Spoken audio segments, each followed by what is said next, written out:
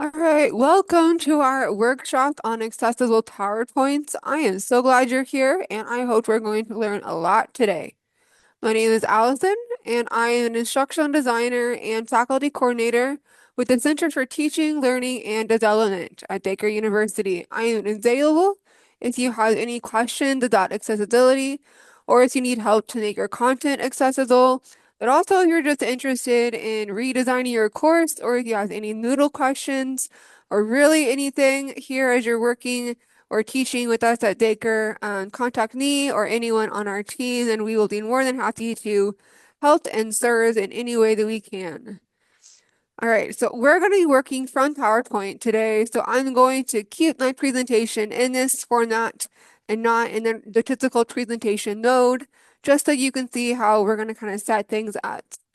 So you should have received these slides in an email. You're more than welcome to follow along with me. We're going to have some slides later on in this presentation where we'll actually get together and we'll discuss and make some changes and fix some errors. So you can follow along if you want on your own computer, or you can just stick with me on this view.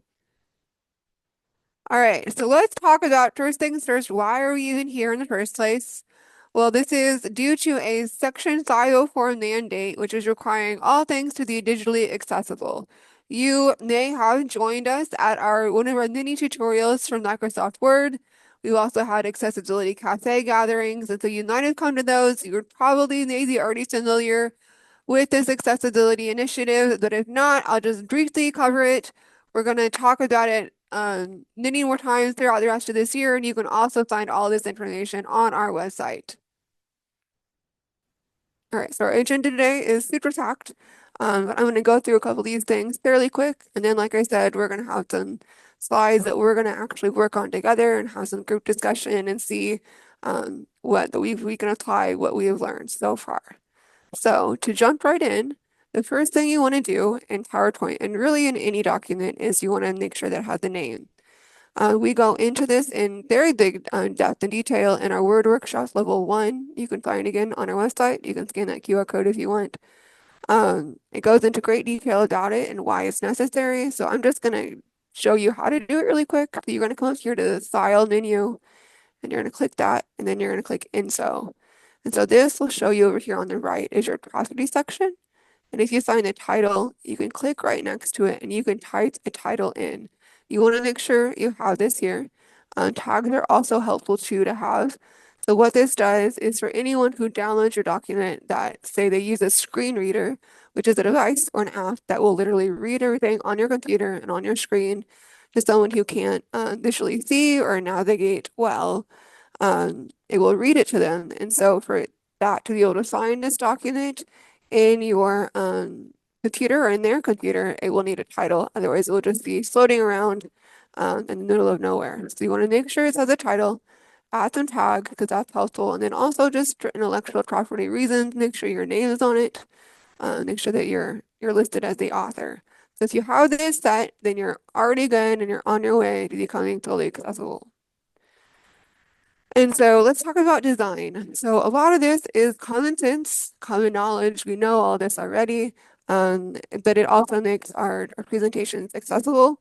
And what we believe here at our department is that accessibility is not just for those with disabilities, but it benefits everyone. So while all this makes our document accessible, it is also just good practice.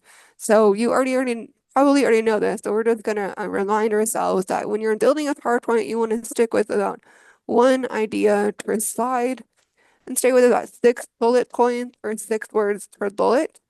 And you don't want to do more than 5 colors. Stay with one font and then make sure everything is left aligned. You also want to avoid word art. That used to be popular quite a few years ago, but it will outdate your presentation. But it's also difficult to read for humans and also for screen readers. So you want to stay away from word art. And then you also want to make sure that your font is at least 18 points. So just for context, my font here is 28. So if I drop this down to 18, we can see how drastically different that is. And so I'm not even a fan of 18. I would say you go back up to 28. If you are sticking with like this minimal kind of format you can get away with, bigger font, which is always, I think, beneficial if it's not too ugly and too big, that it's definitely helpful for those in the back of the room, those looking on their phones, or anywhere that they're able to see your font on your slide easier. You also want to stay in what we call sans serif font. So that means that it's just a font that doesn't have those little funky tails on the letters. It just becomes one of this crisp and clean font like Arial or Verdana or Open Sans, or there's a whole bunch of other ones as well. This is the best option for digital materials. So anything that is on the screen, you want it to be sans serif. If you're printing, however, the serif fonts, so the ones with the tails, are actually better. They're more accessible. So if you come across something that you're doing on a digital screen, but then you're also going to need to print it, you might want to stick with Times New Roman. That one can be both accessible for the digital and the print. So, and we all love Times New Roman anyway. So I might just stick with that one. And then as you're working in your PowerPoint and anywhere else, stay away from all caps.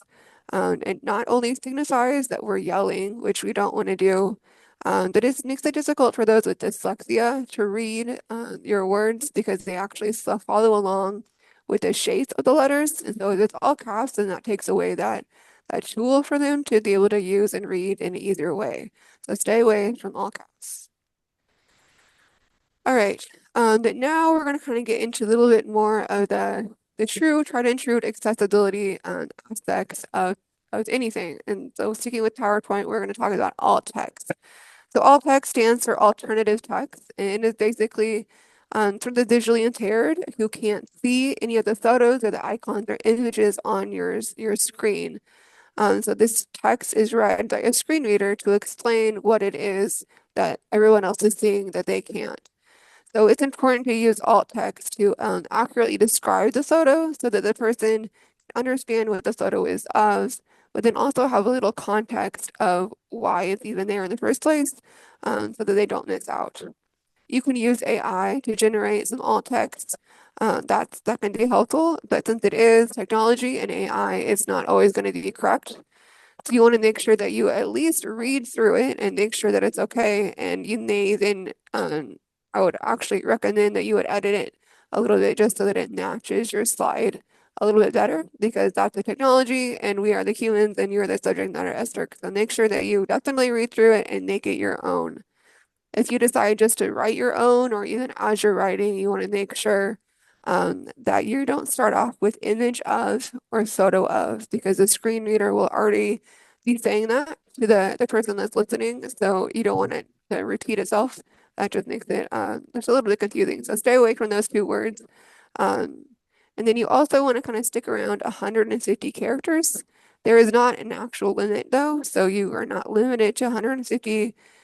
You want it, but it's a good practice to stay with. You can go last if you need to, if you feel like if you feel like you covered your content well with less. But if you go over, like say it's a really complicated graph or chart, you can go over as well if you need to. But just stay kind of in that ballpark. And then you want to make sure that alt text matches your content. So what I mean by that, like, so for example, we're having someone and she's an art teacher and she's presenting all about art and talking about the brush strokes and the paint color. And she has this beautiful picture that she's referring to. And then you have someone who's visually impaired in that class, and the alt text for that image just says painting of a girl. And your instructor is going on and on about this painting that this person that can't see really has no idea what she's talking about, what she's referring to. And that's because the alt text doesn't really match the level and the context of the slide and the presentation. It's not to the same level of specificity that the instructor is referring to and that everyone else can see. So she is limited in her ability to learn just because the alt text doesn't accurately describe the photo for that situation. So just keep that in mind as you're writing. Another common mistake is that it's too short. So again, it just says painting of a girl. It doesn't talk about really anything, why it's even there, why it's relevant. So the opposite of that is that it's too long, and it's like two paragraphs on why this painting is great, or anything, but it's just a whole bunch of fluff information. So it doesn't really benefit the user and even takes up their time. So they're listening to that and not listening to the instructor. So just make sure that it's not too long either. And then again, you want to make sure that it's relevant to the content. Like if you're talking, that you're presenting about chemistry, so when you're writing your alt text, you come from like a viewpoint or a lens of like an art, an art lens. Like, so this is a beautiful photo and the sunset is so pretty, and it's like, well, that's great, but how does that apply to chemistry? So you want to make sure that it is relevant to the topic that you're talking about. And then you also don't want to have your file name be the alt text. That's just not helpful for anyone. You want to make sure it's the same language as your presentation. And then just in general, you want to stay away from images of text.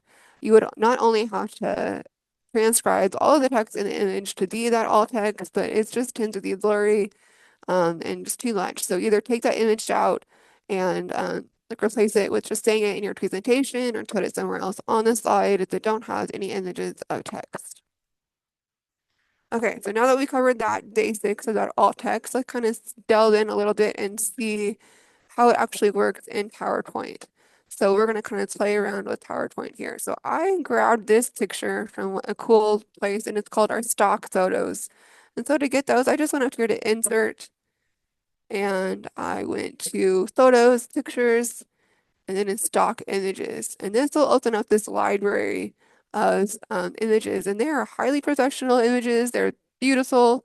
And what's great about them is they all have alt text already loaded into them. So if you use any of these, you won't have to do any extra work. You can type in anything that you want it to send you a photo of, like if I just want the color orange, it will type and search all the photos with orange, just the color orange. You could type in like a nude color or a nude, you want motion, just any sort of random anything will find all these great pictures for you. So we recommend you using that just to add some sunness to your presentation a little bit as necessary.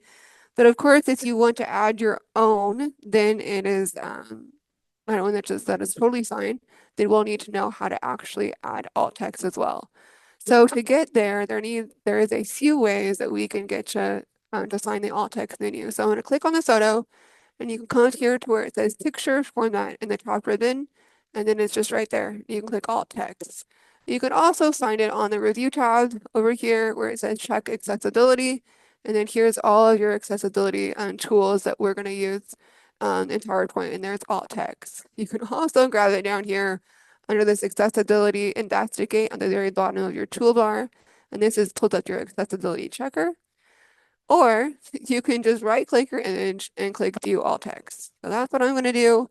And we can see that it's already filled. This is the default thing from the stock images. And so it's short and sweet, but I mean, it works. It's all that we need. If you have your image and it was just a decorative image, you can mark it as decorative, and that will remove your need for alt text. Um, or you can use AI to generate the alt text for you. So I'm going to click on this and see what AI comes up with. And it will take a minute to load. And then it comes out with a lot longer alt text. But if you kind of read through it, the first sentence it talks about what the picture is of. But then the next sentence it kind of highlights why it would be necessary. So this is a good one that kind of adds some context for it. So I think I like it. I wouldn't edit it. You can see though there is a disclaimer. It may be incorrect. You can just leave that there. It will go away once you approve it. When you approve it, then you're good, and this section is all set. So there we go. So this is, as you're adding alt text, it is a good opportunity for you just to kind of take stock of your photos that you have in your PowerPoint and make sure that they're necessary to be there. Photos are pretty, but if there's too many or if they distract or even contradict what you're talking about, you want to make sure that they're not in your PowerPoint. So this is a good opportunity just to kind of check the design of your presentation to make sure that everything's there for a purpose, for a reason, and it actually benefits and it doesn't take up any cognitive load. So now I'm going to open up the accessibility checker on the bottom of the toolbar. And this, you can see that it has all the different main accessibility features that it's going to check throughout your whole entire presentation, I'm going to click this button that says Show Issues Only on the Current Slide. And since we're focusing on alt text, we're gonna stay there, and we can see that one image is missing alt text. We have three images here. We have one missing alt text. We know this one has alt text, so we are missing out on something. So this is just kind of a way to show you guys that the accessibility checker, while it's great and helpful and it helps us get started, it does not know everything, and especially in PowerPoint, it is not accurate, and it's not accurate on a couple of very key issues. And so we just want to make sure that as we're going through, we look over everything with our human eyes, and that's why we're kind of here just to learn the basics about accessibility so that we can catch what the accessibility assistant does not catch. And so let's kind of delve in a little bit deeper and figure out why it's highlighting this one. We can see that the arrows are all around this one. This one says it needs alt text, but this is like the same image, so why does it not highlight this one? So let's figure out why. I'm going to right click this one and we're going to view alt text. Maybe it already has alt text, but it doesn't. So that's not the answer. So I will tell you the answer. So when I drew this, I just entered a square. And then I directly typed into the square. I just started typing into the square. And so PowerPoint recognizes this now as a text box and not as a square. Um, oops. So that works. This now becomes one single object that PowerPoint recognizes. Instead of seeing your square, it sees this text, and your screen reader can read this, and so we're all good there. This one, I drew the square, but instead of typing directly into it, I added a text box on top of it. So now this is two objects, and PowerPoint cannot check two objects for accessibility, especially when they're layered on top of each other. And so that's why it recognizes this square is still an image and this is still a text box. And so it's requiring us to mark this as decorative or add a description. And so now it's good. But this text box is still there. And so it's still it just separates them. So keep that in mind. This will come up again later as we're talking, when we talk about color. It's kind of a similar issue. But if you're just typing in your image, in your square, or a shape, this is the easiest way to do it because then you would have to check alt text for this one. So this is the easiest way for now. And then we'll come back to this. So keep this in your mind, put a pin in this. We'll come back to it and we'll hopefully make a little bit more sense in the next couple of slides. If you have any questions as we're going, put them in the chat, and either me or my team will be able to answer them. We'll have a couple of minutes for some group discussion as we're going through the PowerPoint presentation as well.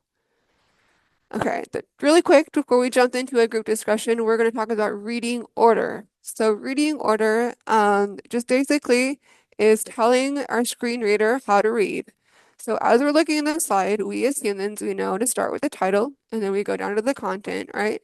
The screen reader does not know that. And so we have to tell it. So we just want to make sure that we tell it to read it in the correct order, because what PowerPoint will do is whatever you put on the slide first, that is what it will read first. And so if we start typing and putting our main text first, and then we come back later and we add a title, it will read this first, and then it will read the title, which is not going to make sense to someone who can't see. So we want to make sure that it is in the correct order. And to get there, let's just come up here to the Review tab, and I'm going to click Check Accessibility in the Reading Order pane. And that will pull out this reading order pane, and you can see it's going to read it from the top down. The title is going to be read first, and then our content. If it was backwards, if it was the wrong way, you could just highlight it and grab one of these arrows and put it in the order that you want it to be. It will show everything that's on this slide. So whether there's images on here, if they have alt text, they will be red. If they're just decorative, then it will be marked out as gray. And so it won't be red. So this is just important to have in the correct order. You can also kind of see what your PowerPoint will look like to someone who's listening to a screen reader. If you go to the View section and you go to the Outline View, This will just pull up your whole PowerPoint, and this basically is what the screen reader is going to be reading in this order. So you want to make sure that your reading order pane matches your outline, just to make sure that it's in the right order. But again, it's very intuitive. You don't have to do too much without it. Just, we know that we start with title and then we read to the content. So you just want to make sure that that's what it's doing over here as well. All right, so we're going to have a practice slide. So we have a slide on here that has arrows. It is not accessible. And so what I want you to do is either put in the chat or unmute, and we're going to just kind of use shout out and let you know what are the arrows in or errors in this slide that you would fix, that are related to design, alt text, or reading order. So where would you start? What would you guys change in this slide to make it accessible? Feel free to unmute or put in the chat.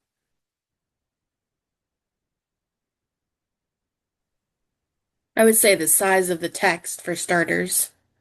Yes, perfect. So let's make sure this is a little bit more readable. Let's top it out to at least 18. That's a pretty good size. What else? All caps, no title. Oh, an image with that alt text. All right, actually, you think you nailed them all. Left justify. Oh, good job. Good catch, Cheryl. Let's do that really quick. All caps. I'm gonna grab this one and I'm gonna cut it out. I'm gonna make this the title. And then I'm gonna change it. Oops. To make it not all caps. So I don't know if you've noticed that there's a really easy way to do that up here under like your kind of formatting section. You can change the case. So it's sentence case instead of uppercase. And then obviously you would want to capitalize those, but for time's sake, I won't. Um, alt text for the image. So yes, let's grab that. I'll do the view alt text. And I'm just going to mark it as decorative. You could say this is a Baker Academic Crest if you wanted to, but it's not necessary. What else would you do? There was one more that I would do. See if any of you caught it.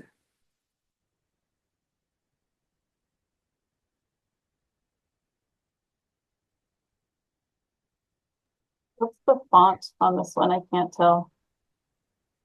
Yeah, I would, I'm going to copy this over here.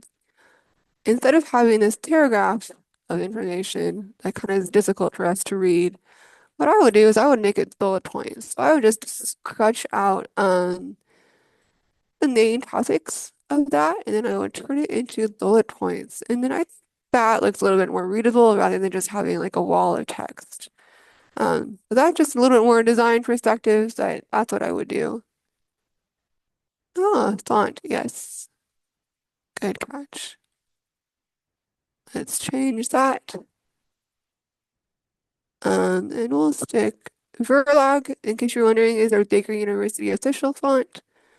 Um, let's stick with Arial. That's a good one.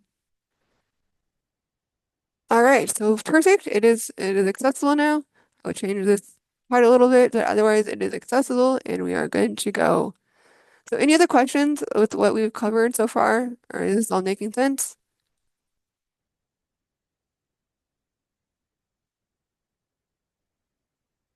Okay. If you have questions as we go, let me know. This one might inspire some questions because color can get a little bit confusing, especially in PowerPoint. So stick with me.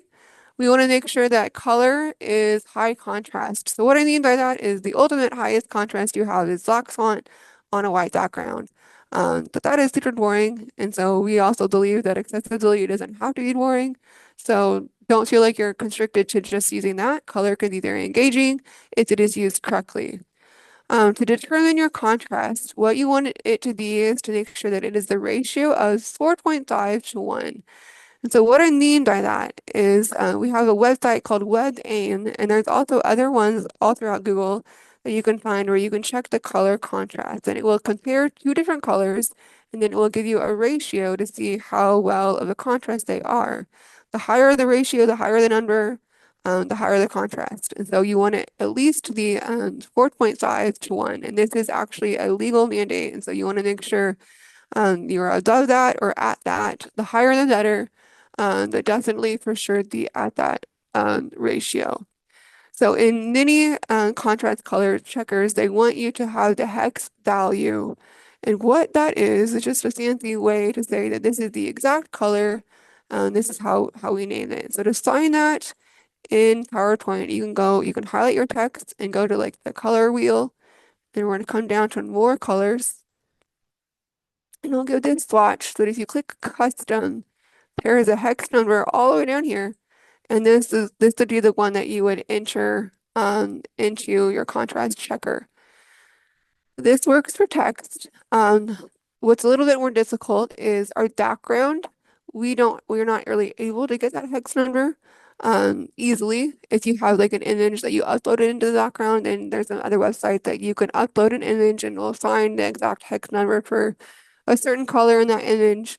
But just to kind of fuddle through right now, what I would recommend is just to kind of do an educated guess on finding a color that is similar to the background. And so I think that one's about the same.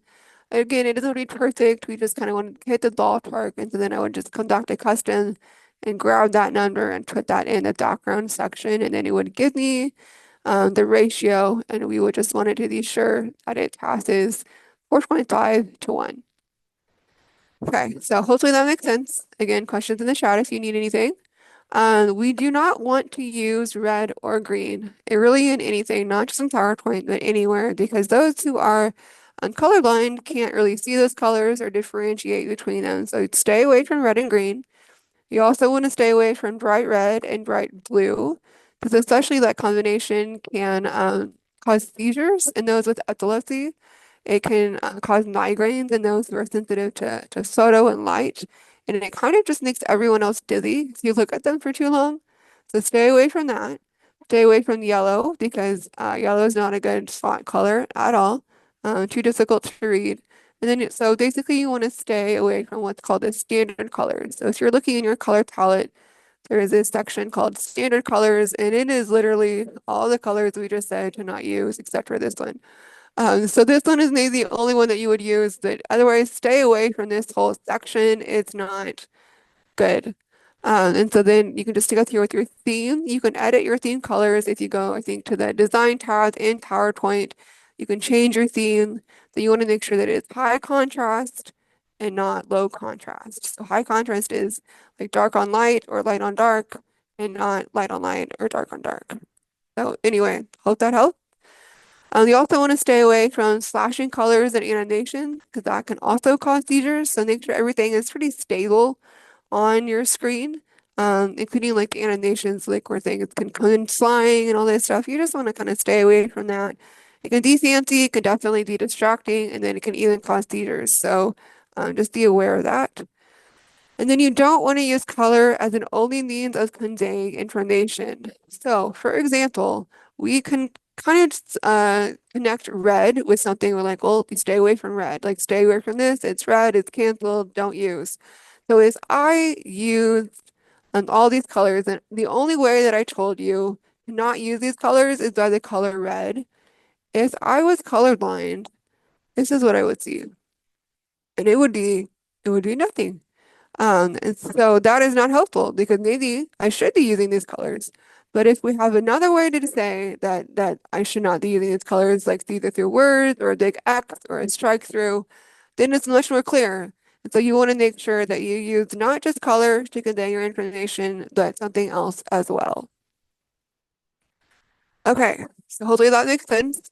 And now all these two little squares that you're familiar with now, we're going to talk a little bit more about why color doesn't work with the accessibility checker either. So we can see we have the accessibility checker up and we have one that is hard to read contrast. So it's going to highlight the left one. And it is great in that it even gives us an option. So we can say, okay, let's change the font to this color. And now it's good. Except, are we good? Because we're not good. Because there's one that still needs to be fixed. And I'm pretty sure the red is also not good contrast either. So there is something going on here. And so this goes back to the whole fact that this is one object And PowerPoint sees this as two objects, and it cannot check layers. So what PowerPoint sees is a transparent background for this text. And so any color on a transparent background has a good contrast because technically there's no background. If I highlight this and I make it a bad contrast, it will flag it and says, oh, wait a minute, this is a horrible contrast. You need to fix it. Um, so this is kind of scary because if this text is on just your normal slide, and your background is the same color or a low contrast color, your accessibility checker does not flag it. So technically, you could have your whole document be in this font color. And apparently, according to the accessibility checker, it is accessible, but we can all tell that it is not. So this is just something that we want to make sure that you check for error for. We want to make sure that it is high contrast, and only you in this case can be the one that can check that. So again, if you don't get anything from today, be sure to make sure that your color contrast is high, especially with text, no matter where it is on your slide, because we can't rely on this checker. Okay, questions? I'm probably going to say that again like 1,000 more times because that is just super important and kind of scary. Hopefully they will change it. I know that they are often updating this, so maybe they will change it. I know there's a lot of complaints online about this because it is a huge deal. So it may change in the future, but for right now, it is not effective. Okay, so let's do another practice slide. So again, we're talking about color. What do you see? What would you change? Put it in the chat, unmute. What would you change? The blue. Yeah. Yes. So you could change this background. It is a bright blue. That is a good point. So to change the background, you can come over here and you can click format background. And this will give you like a gradient cell or a solid cell. You can also come up here. Let's see, where is it at? There is a designer section. Let me see if I can find it. And it will give you design suggestions for this slide. Sometimes it does, sometimes it doesn't. But it's sometimes you can and it doesn't, they're not always accessible. So again, be checking for that. But that can give you some other options on how to fix it. Let me see. I don't know that it's gonna do it for me right now. There is a paint bucket. Yeah, it seems to be just hardly. I did a designer earlier and then it kind of pre-formatted this. So I might even just want to scrap this slide altogether because I don't know that it's gonna fix this blue. But if we wanted to stick with it, we would probably highlight this text and make it white.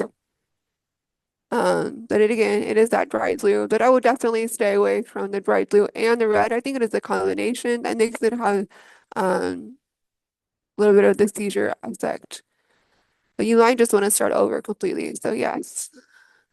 Let's grab this one too. Maybe. I'll make that white. And what else do we got? Color contrast in the text box. Yes. So I could either just copy and paste this and make this all in this one text box, or I could make this contrast a little bit better. Let's just do black. I'd probably also make it bigger. Yeah. Okay. So again, we would probably get rid of the blue. You're right on that. But otherwise, it's okay. So, good job. Any other questions with the whole color contrast thing?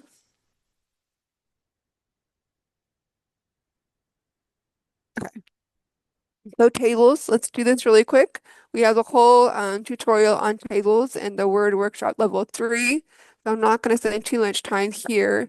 They're about the same because it's the same Microsoft program. This is just so if you're building a table in PowerPoint, you want to make sure that it has alt text already on it. Then you also want to make sure that it has a table header. So this one looks like there's a table header on there because it's bold and pretty, but our accessibility checker says it doesn't, and it is actually correct on this point. So we're going to come up here and we're going to go to table design. And over here on the left, there is what's called a header row. If you check that, it will make sure that this is a header. I'm going to check this first column. Also, I wanted that to be a header too. And so now our screen reader can read this table the way that it should be with headers, rather than reading just in the cells. This also brings us to the point of color again.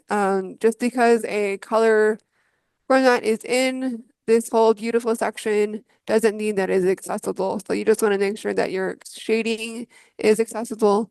And then you also want to check for merged cells. So this is two cells that we merged into one, and our screen reader does not like that.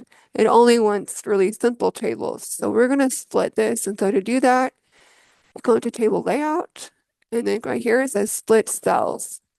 So I'll split that into two columns, one row, and that will put it into two cells. So now we have an empty cell here. If there was no data, I would type it out just so the screen reader doesn't error on that. And it is just explicit that there is no data for that cell. So that's basics on tables. This is for what we built in PowerPoint, which you can do by just going to insert, and you can insert tables or graphs or charts or anything. And so just making sure that they are accessible from within PowerPoint. Okay, and then finally, we're going to talk about subtitles and captions. And so there are a couple of different ways that you can use audio in PowerPoint, but we don't recommend them. So I know some of you, I know, at least I know maybe not you, but I know instructors that have used what's called like these audio clips where they will have, like, say in an online course, they have their PowerPoint slide ready to download for their students to download, and they kind of have like their teaching points already embedded into the slide. It's a cool idea, but it is not accessible because if you are deaf or hard of hearing and you have this audio clip and this teaching going on, you are not going to be able to tell what it is they're saying because it's just an audio. There is an option to add subtitles to that or captions to that, but it is highly complicated. It requires using a certain format, a certain type of file, naming it a certain way, making sure it's structured a certain way, and then even time stamping it to like the 10th of a second for each sentence. So it's a lot of work just for maybe even like a minute audio clip. So we just don't recommend that you use these at all. Stay away from those. We'll talk about some recommendations in just a minute. But then there's also another tool in PowerPoint that you might come across that we don't recommend either, and it's called the Always Use Subtitles. And it's, you can find that in our slideshow tab, and it's right over here. You want to make sure that it is not checked. Because if it's checked, when you are presenting, you will have your subtitles just come across on the bottom of the screen. If you are presenting in Zoom, we will already need your subtitles or your captions enabled in Zoom. And so you would have captions in Zoom going, and then you would have captions on your PowerPoint going, and they're not going to be synced. It's going to be extra small in your PowerPoint because it's just how it kind of is on PowerPoint in Zoom. So it's just going to be very confusing, and we just don't recommend it. If you're teaching on ground and like say you have someone who is hard of hearing in your classroom and you want to enable them, you totally can. You would just need to be sure that you are speaking in a microphone. And if you have any sort of questions about that and you need special accommodations with that, reach out to Priscilla Grissom with the SAS office and she will be able to help you with that. But for now, keep this unchecked. This is the best practice. Then instead of using it in here, let's try linking things to outside sources. So you can upload video to YouTube. You can even just like present and record your lecture to YouTube or to Yuja or even through Zoom, just making sure that your closed captions are enabled. You can embed video into PowerPoint. We're not saying you can't, and just if you do, make sure that it has a closed caption option. If it doesn't, then you would probably need to find a new video because it is going to be necessary for us to make sure all of our videos have closed captions. Most of them do, but that requires some certain features that you have turned on, especially on YouTube, but also in Zoom. And we're actually going to have a workshop on this next month. And our marketing social media manager, Logan Reynolds, is going to be leading that and walking us through how to set up closed captions in Zoom and Yuja and any other place, just to making sure that we are all set and accessible when it comes to video. And then again, this benefits not just those who are deaf or hard of hearing. And in fact, more people than you might realize are hard of hearing, and captions would benefit them even if they maybe not even know it. That many of us just use them anyway. I don't know if maybe you pay attention as you're kind of going through your day and just how much you look at social media through closed captions rather than listening to sound. Maybe you're in a public place or you're a busy working adult and you just want to watch a video without turning the sound on. Closed captions are amazing that way, and they're just becoming more popular. So we want to make sure that we know how to do that. Come to our workshop next month, and we will teach you. All right, final slide to practice, and we'll also open it up for questions. We're going to look for errors on audio tables and then a freebie on links. So what would we do on this slide?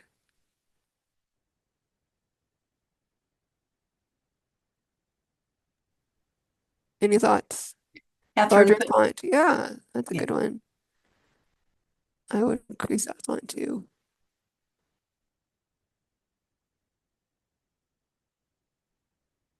There we go. Probably this one also. Oh, no audio clips, right. So this one, I would, if it said anything particular, I would maybe listen to it and say like, oh, I want this to be said, make sure I say it in my presentation, put it somewhere on the slide. Otherwise, I'm just gonna delete it. Um, check the chart to see if it has a header. Good point. Let's check that. Table design. And then we're gonna check over here and it does not. So we're gonna add a header. There we go. That looks much better. Um, alt text on the image. This is actually a video, so we would want to make sure that this video has captioning, and it does. This is actually a video that's on our website, so you want to go watch it. It talks about our initiative, but it does have captions, so we are good on there. This is just a little reminder to remind you that all videos need to have captioning. And then one final thing that we didn't really talk about that we've kind of, yes, alt text on the table for sure.